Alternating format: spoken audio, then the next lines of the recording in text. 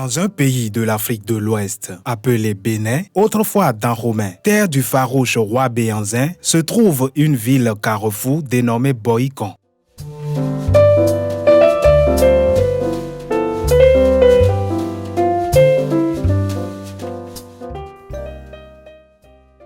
Située en plein cœur du département Zou, cette ville regorge de milliers d'habitants qui se sont constitués en ethnie, les Fonnou. Une ethnie parmi tant d'autres et qui fait la majorité de cette localité tire leur origine de Adjatado. Les peuples Fon d'Abomey et alentours sont pour la plupart venus du plateau du Tado. Adjanoya, Tchadoya, Kenoya. Bien qu'on dit peu, à ta doigt bien me coucher. Mais quoi, faut nous cacher faut voir que on entend puis. Bien qu'on dit petit peu.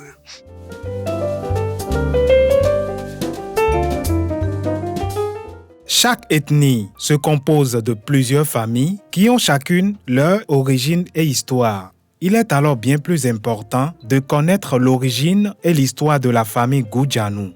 Ce film est un voyage sur l'historique du patriarche et tout ce qui englobe les us et coutumes de ce groupe ethnique. Je le nommé Adankwa Jimmy, qui est notre ancêtre, est venu de Wémen. Il est resté à Zakpo. À Zakpo, il a engendré Dossou, Dossa et Bossa. Bossa, qui est un chasseur, s'est d'abord installé à Lissézou avant de venir s'installer définitivement à Gogmana Zoumé. Bossa, et ma fille, t'as parti, son beau on a pris dans. Et ma fille, il va voir. Et a fait boire point pour le clé et le fio son mère son quand fille mais la dit fille là tout comme ça fille tout dit là où fille toi et ça fille là vous savez né et à Gogmana Zoumé il a donné naissance à Heta et Merokoma Atozo. Et Merokoma Atozo a engendré Kamaro Hewa Wadoui, qui est le père de notre patriarche Goudianou. Le nom Goudianou lui est donné parce que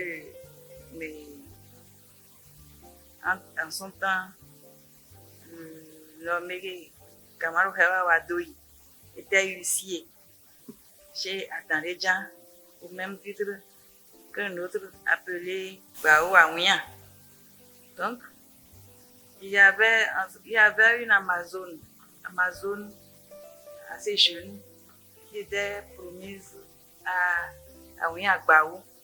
Mais lui, le Kamaro Hawadoui, était plus dynamique et plus beau, il paraît, c'est comme on a raconté. Il a mis enceinte l'Amazone. Or, l'Amazone était promise à Ouyan. Quello e ka kwa fún ẹ wa kwa fún ẹ yo e be vile we ran kwa no be me bi e we be bi wa de yo ya ri adikun sojonu adalejan burole yo ko lo suo e la sojonu quand que tu l'es bon à dire qu'on fait yo quand que tu ego emoro à dire qu'on go chou à dire qu'on go chou mo jodo et jodo fait yo kata ya qu'on da khadi. Donc ça a créé un tollé, vraiment un tollé au palais royal. Amazone, elle habite le palais. Gézo, en son temps, Gézo, c'est un roi d'Abomey. C'est un roi, un prédécesseur du roi Glélé. Il avait décrété que tous les enfants qui habitent le palais sont enfants de roi, ils sont princes. et traités comme tels. Ils sont enfants de roi, ils sont princes et princesses et traités comme tels. C'est à ce titre qu'on lui a donné un mari. Elle est promise, elle n'était pas encore mariée, elle est juste promise au monsieur. Mais l'autre a passé derrière pour la mettre enceinte. Et ça n'a pas été facile. Et on a dit, bon, tu as fait ça, mais on ne va pas te tuer, mais on ne va pas te donner la femme. Donc la femme est restée au palais là, on s'est occupé d'elle. Elle a mis l'enfant au monde.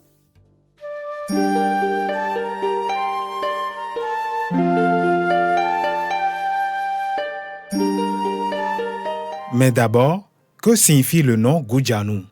Les cérémonies rituelles pour détecter sa réincarnation, parce que les gens croient à la réincarnation dans la coutume fond.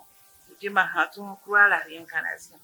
On suppose que c'est soit une divinité ou soit un membre de la famille qui a réincarné cet enfant-là. Quand on a fait cette cérémonie, on s'est rendu compte que c'est le Gezo qui l'a réincarné. Donc le nom Gujanu, c'est un nom qui est donné aux enfants réincarnés par le roi Gezo. Gujanu, Jototon, Jotote Kajoe, roi Gezo. Ewe Joe Bezombo Eni. Gujanu Maja Hozokan. Bessassin Koimbe né.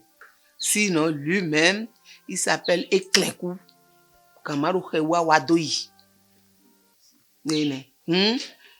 Gujanu, Tada Gezo incarné ton le roi Gezo. Le Joto de no kan Joto me on de kan Joto de roi Gezo incarné ton. Ewe Zombe Eni Gujanu Maja Hozokan. Le nom Gujanu, ça veut dire le fer coupe difficilement la plante en enfant appelée roseau.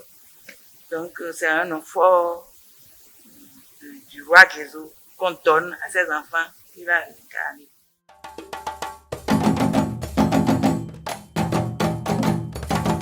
Ouida, une des villes historiques et touristiques du Bénin, a également connu les traces du parcours du patriarche Gujanu. C'est un enfant unique et les autres frères s'adonnaient à l'agriculture, mais Gujanu, lui, l'agriculture n'était pas son fort. Gujanu est né au palais, bien entendu, mais après sa naissance, on a remis sa mère au monsieur à qui on l'avait promis, à Ouiangbaou. Donc il a grandi à Huawei, auprès de ce monsieur à Ouiangbaou, là, il a grandi là-bas. À son adolescence, on l'a remis à son père biologique, Gamano Féou, à Wadoui, à Vogbana Zoumé. À Vogbana Zoumé, les gens pratiquaient l'agriculture. C'est l'agriculture qu'on pratiquait à ces lieux-là. Mais lui, c'était pas son fort. Lui, il aime la thérapie. Il est praticien. Il aime faire guérir les gens, sauver les gens avec la thérapie. Ça, les gens n'appréciaient pas beaucoup ça. Il le tassait de paresseux.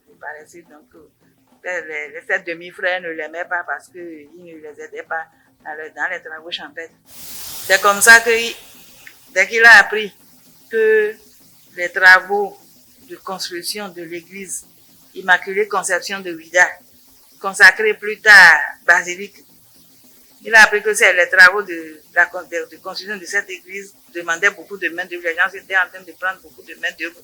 Il a décidé d'aller à Ouida pour aller travailler dans cette église. Donc c'est comme ça qu'il a atteint Ouida après 2 jours de marche. Il est venu en 1904.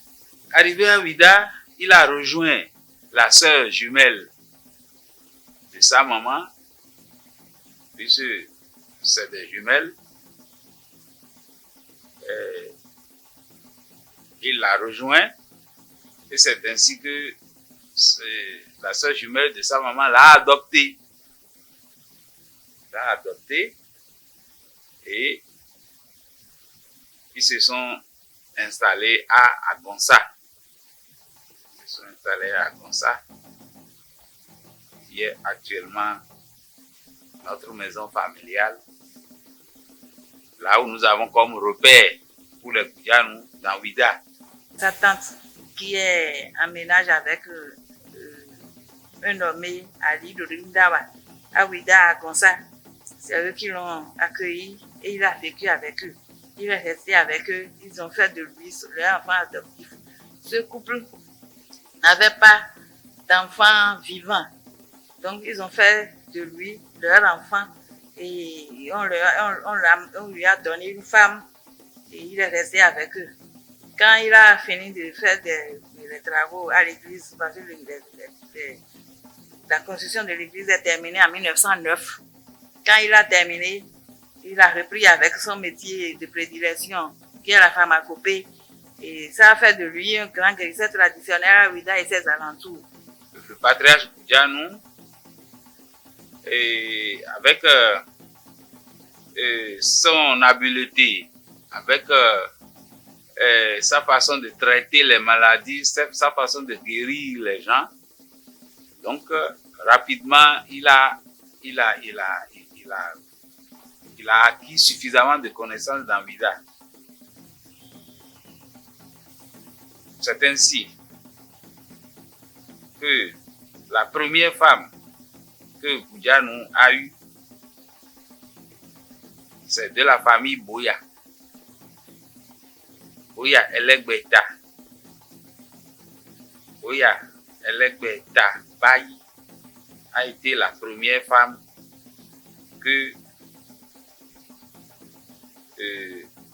sa maman maternelle lui a tout fait pour lui donner cette femme. Ses parents adoptifs ont marié à Bayi Elegbeta Boya. Celle-là lui a donné 5 enfants, donc 4 ont survécu. Donc, son métier aussi lui a permis de faire des amis, des amis tradis praticiens comme lui. C'est comme ça qu'il a fait des amis à Sougodi.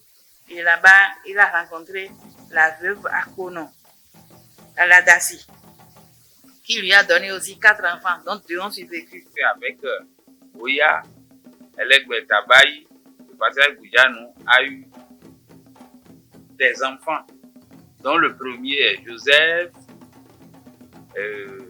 Bassidé, Jean, Boniface et Asiba. Et avec Akono Aladassi, il a eu aussi des enfants, dont Basile et Madeleine. Il a tiré sa révérence en 1944, précisément le 2 avril 1944. Il est enterré à Ouidah. Sa dépouille mortelle est ensevelie à Ouidah. Mais ses ongles et ses cheveux sont partis chez lui à Bogmana pour les cérémonies rituelles. C'est comme ça que la famille Goudianou est née. Née à Ouidah, on dirait, parce que c'est son prénom à lui, Goudianou. Tous ses enfants, tout ça, les tendances signent aujourd'hui.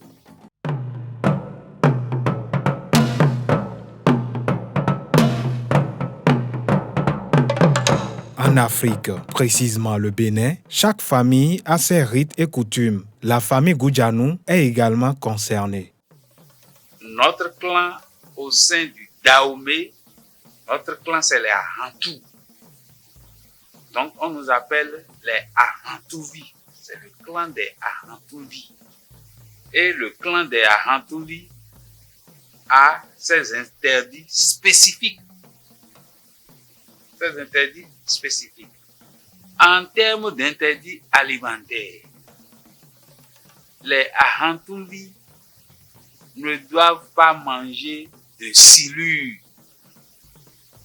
Le poisson qu'on appelle silure. Silure noire. Surtout silure noire. Les Ahantouvi ne mangent pas de silure noire. Les Ahantouvi ne mangent pas de silure noire. Aussi, les Ahantouvi ne mangent pas du cochon. Les Ahantouvi ne mangent pas du cochon. Vous allez constater que certains Ahantouvi, quand ils mangent du cochon, ils ont toujours le corps chaud. Ils auront toujours le corps chaud. Il faut faire le constat. Ils auront le corps chaud. Nous avons une feuille que nous ne mangeons pas, pour ne pas dire un légume que nous ne mangeons pas, c'est le légume qu'on appelle le pissenlit. Le pissenlit. Les Arantouvis ne mangent pas le pissenlit. Le pissenlit qu'on appelle en fond nyatoto. Les Arantouvis ne mangent pas le pissenlit. En dehors de ces interdits alimentaires, aucun Arantouvi n'a le droit de se coucher à même le sol, ni faire l'amour à même le sol. Quand un Arantouvi se couche à même le sol, vous allez voir quelque chose comme des vers vont commencer par sortir de son corps. Ça veut dire qu'il a enfreint à la tradition. Quelque chose comme des vers, des petits vers vont commencer par sortir de son corps. Donc c'est interdit aux Arantouvi de se coucher à même le sol. À même le sol. En dehors de ça, une femme qui est mariée à un Arantouvi doit, quand elle se lève le matin, elle doit faire sa toilette intime dans sa chambre avant de dire bonjour à qui que ce soit. Si d'aventure quelqu'un toque à sa porte pendant qu'elle n'est pas encore prête, elle ne doit pas répondre. Elle-même elle toque la porte à l'intérieur là-bas ou bien elle tape un récipient pour signifier à celui qui est arrivé que non, elle n'est pas encore prête pour lui parler. En dehors de ça, le plus important, c'est que les Arantouvi, quand tu es une femme mariée à un Arantouvi, elle n'a pas le droit de faire l'adultère. Quand une femme commet l'adultère et qu'elle ne parle pas à son mari, elle est soumise à la mort. Il y a le fétiche protecteur de la famille. Là-bas, à Bomé, on l'appelle Wanya. Mais dans la région de Ouida, les gens l'appellent Lanyake. C'est le fétiche protecteur de tous les Arantouvi, toutes les familles qui sont de la lignée Arantou. La femme ne doit pas commettre l'adultère. Quand elle commet l'adultère, il n'y a pas de solution, c'est la répudiation. C'est interdit. Quand une femme commet l'adultère chez les Arantouvi, c'est la répudiation. C'est la répudiation. Elle plie bagage et elle s'en va. Sinon, tous les enfants qu'elle va mettre au monde auront des problèmes. Elle-même aura des problèmes. Le mari même aura des problèmes. Si le mari sait et se tait. Si le mari sait et se tait, le mari aussi aura des problèmes. Une cérémonie qu'on fait, qu'on appelle cérémonie de sortie. Cérémonie de sortie de l'enfant. Tout d'abord, quand l'enfant est né, l'enfant et sa maman ne doivent pas voir la lune. On les chambre. On chambre l'enfant et la maman d'abord. Et c'est à la sortie de la nouvelle lune qu'on fait la cérémonie de sortie, de rasage, ainsi de suite. Par la suite, il y a aussi une cérémonie qu'on fait. On consulte l'oracle. C'est ça qu'on appelle Agbassa. On consulte l'oracle. Et par la suite, l'oracle désigne le Djoto. Le Djoto, c'est-à-dire le parent défunt, le roi, ou bien la divinité qui a incarné cet enfant. C'est très, très essentiel. C'est très, très essentiel pour que l'enfant prospère. Pour que l'enfant prospère, il faut nécessairement ces cérémonies. Cérémonie de sortie, cérémonie de Agbassa, consultation de phare, consultation de l'oracle pour désigner le Djoto, c'est-à-dire la divinité ou bien le parent défunt qui a incarné cet enfant. Et à côté de ça, il y a aussi les interdits, il y a aussi certains interdits que l'oracle va indiquer à cet enfant qui est nouvellement né.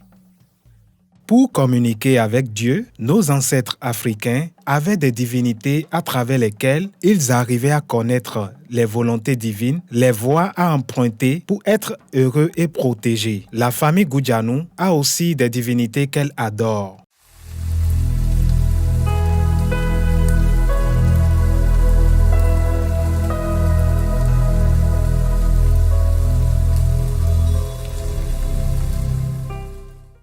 Manya ou Nyage qui protège tout le clan, tout le groupe ethnique à Hantou. En dehors de ça, dans la famille, il y a le Sabata, Dieu de la terre, le Fabioso, Dieu du tonnerre, et puis le Nesoupe, c'est des ancêtres, des défunts de la famille. Il y a certains défunts de la famille qui sont déifiés. Et on fait vivre leur esprit comme des fétiches qui dansent dans le corps d'un individu. C'est des rituels qu'ils font. On appelle ça Nesoupe, ils le font aussi. Maintenant, le père du patriarche, Kamano Hewa, dont on a parlé tantôt, a noué des alliances. Il a pris une femme Yoruba, une femme Nago, en son temps. Et cette femme-là, quand elle est décédée, on a commencé par faire des rites Nago dans la famille. C'est comme ça qu'ils ont des revenants dans la famille. Ils font des rites de revenants et des Yalori dans la famille. Maintenant, spécifiquement, Goudianou est venu à Ouida avec un fétiche qu'on appelle Dankove. Ce fétiche-là, c'est propre à lui Goudianou, parce que c'est dans sa destinée. Il est venu à Ouida avec, il l'a installé dans son champ, un champ qu'on lui a octroyé. Parce que quand il s'était marié à sa première femme, Baye Elegbeta, Bouya, la famille Bouya lui a donné un champ qu'il devait cultiver pour pouvoir nourrir leur fille. C'est comme ça que ça se passait dans ces temps-là. Il a installé le fétiche dont je parle, encore sur ce terrain-là. La première divinité que nous honorons, qui est le Dankove, la divinité d'essence du patriarche. Le patriarche est né avec ça, sa divinité, le Dan. Et c'est ça qui nous protège. Il s'appelle Dankove. C'est cette divinité-là qui nous protège et qui est à notre ferme à Gomboji Bateau. Donc toute la descendance de Goudianou doit allégeance à ce fétiche-là. Il paraît que c'est pas un truc maléfique, c'est pas un fétiche maléfique. C'est un fétiche protecteur de la famille. Donc la famille Goudianou qui l'a érigé à Ouida doit être protégée par ce fétiche-là. Il détient la richesse, la prospérité et tout. On doit aller vers lui, aller demander tout ça.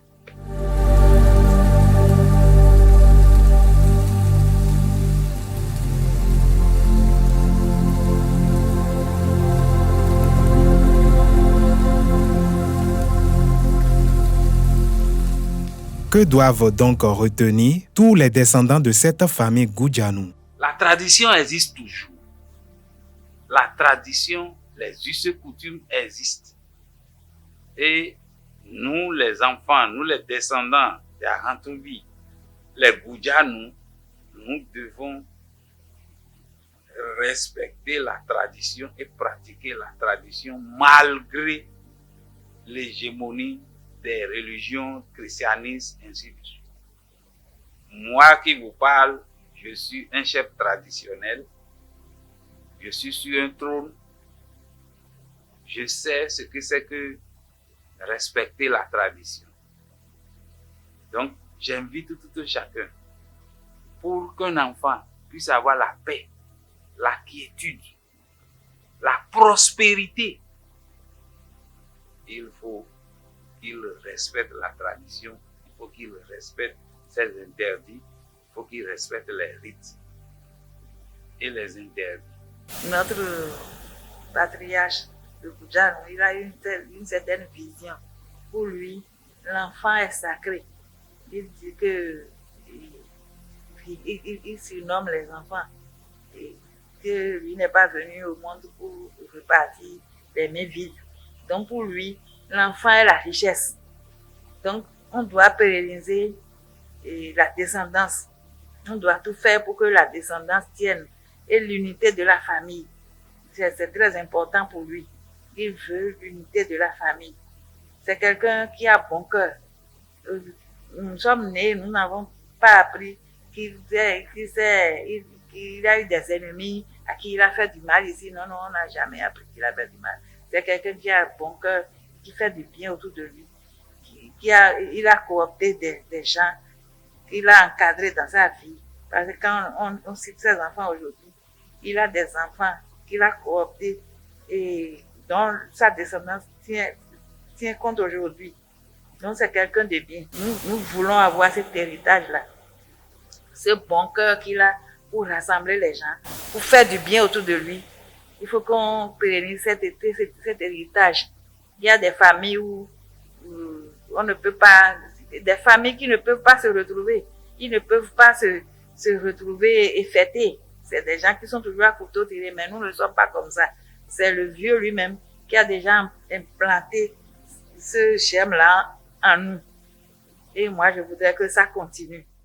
Ahọ́ntúnrí dàpànù tó tó fẹ́ alẹ́ o ẹ̀wà lẹ́bọ̀ kan pẹ́ alẹ́ lọ́mọ fẹ́ mẹ́rẹ́rò dàpà òvi mùẹ́tàn òvi nyàgẹ̀tàn tún má dà hó má dà dojí mẹ́hùtọ́ má dọ̀ hẹ́ẹ̀ mẹ́dọ̀ hẹ́ẹ̀ mẹ́hánzántọ́ òvi wèlì họ́sóvi òvi dàpànù dàpà họ́sóvi vọ́vọ́ gàgà síje mẹ́wù mẹ́fà ẹ̀.